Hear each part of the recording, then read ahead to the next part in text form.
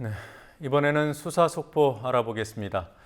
많은 언론에서 이번 사건을 보도하면서 청해진 해운 직원과 세월호 선원들 상당수가 구원파 신도라는 점을 강조해왔고, 구원파라는 이단 종교가 이 사건에 관련됐다는 인식이 널리 퍼져 있습니다. 그러나 정작 검경합동수사본부는 이번 사건 수사에서 종교 문제는 전혀 고려하지 않고 있다고 밝혔습니다. 이미 구속된 선원과 임직원 19명 가운데 구원파 신도는 1명뿐이라는 주장도 나왔습니다.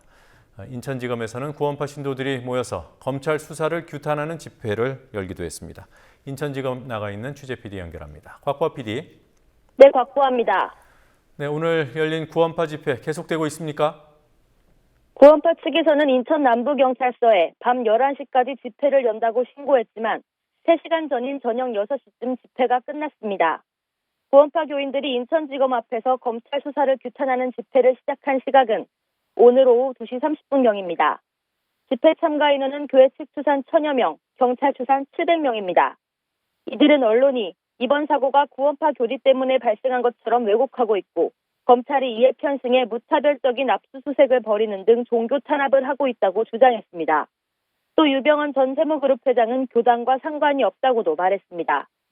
이들은 지난달 28일에도 여의도 KBS 앞에서 구원파가 청해진 해운 관계사와 거액의 자금을 주고받았다는 의혹을 부인하며 종교 탄압 중단을 요구하는 집회를 열었습니다. 구속된 선원과 직원들 19명 가운데 구원파는 단 1명뿐이다, 이런 주장이 있습니다. 수사본부에서는 뭐라고 합니까? 네, 그 주장은 청해진 해운 측에서 나오고 있는데요. 목포에 있는 검경합동수사본부 관계자는 승무원들 종교는 언론에서만 관심이 있는 문제고 수사본부에서는 따로 종교에 대해 알아보지도 않았다고 답했습니다. 청해진 해운 관계사 비리 의혹을 수사 중인 인천지검 특별수사팀은 청해진 해운과 관계사의 운영상 비리에 대한 수사를 하고 있지 특정 종교단체에 대한 수사가 아니다고 말했습니다. 기독교 복음 침례 사무국 직원 조모 씨는 청해진 해운 직원 가운데 10여 명 정도만 구원파 신자라고 주장하며 김한식 청해진 사장이 교인이고 해운업계 사정상 직원 구하기가 힘들다 보니 인맥을 동원해 10여 명 교인이 함께 일하게 된 것으로 알고 있다고 말했습니다. 조 씨와 청해진 해운 측의 주장이 맞다면 결국 언론들만 구원파 문제를 집중 조명하는 상황입니다. 한편 검찰은 오늘 변모 아이원 아이홀딩스 대표와 고모 세모그룹 대표를 소환 조사하고 이모 아해 대표이사에 대해 특경법 배임 등 위반 혐의로 구속영장을 청구했습니다. 차남 혁기 씨 등 유 전 회장의 측근 3명에 대해서는 내일 모레로 예정된 3차 소환 통보에까지 응하지 않으면 미국 FBI와의 공조를 거쳐 강제 소환하는 방안도 검토하고 있다고 밝혔습니다. 과적에 대한 수사는 진전된 게 있습니까? 네, 합동수사본부는 세월호가 지난해 3월 15일 인천 제주 노선 첫 취항 후 사고가 나기까지 130번이나 화물을 최대 적재량을 넘겨 실은 것으로 파악됐다고 밝혔습니다. 세월호의 전체 운항 횟수인 241의 절반이 넘습니다. 이렇게 해서 세월호는 약 30억 원의 부당 수익을 올렸습니다. 배의 보건성을 유지할 수 있는 적정량만 실었을 때 세월호는 2,600만 원 정도를 벌 수 있지만 사고 당일에는 적정량보다 3배 많은 화물을 실어 6,200만 원의 수익을 올린 것으로 파악됐습니다.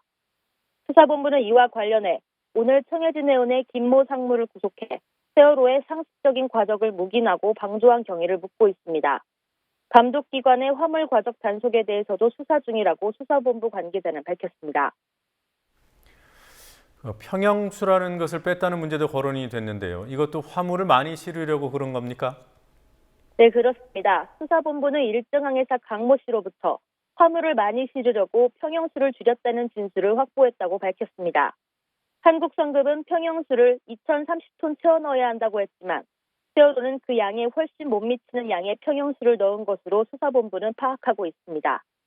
일부 언론은 세월호에 580톤의 평형수가 실렸다고 보도했지만 수사본부는 해수와 잠수를 넣을 때 평형수 무게가 각각 달라 전문가들과의 상의를 거쳐 좀 더 파악해봐야 한다고 밝혔습니다.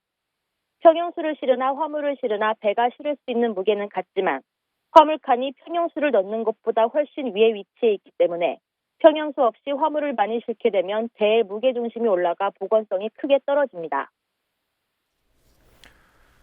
고박, 그러니까 화물 고정, 그리고 과적, 이런 부분에 대한 수사는 그럼 마무리가 되는 건지요?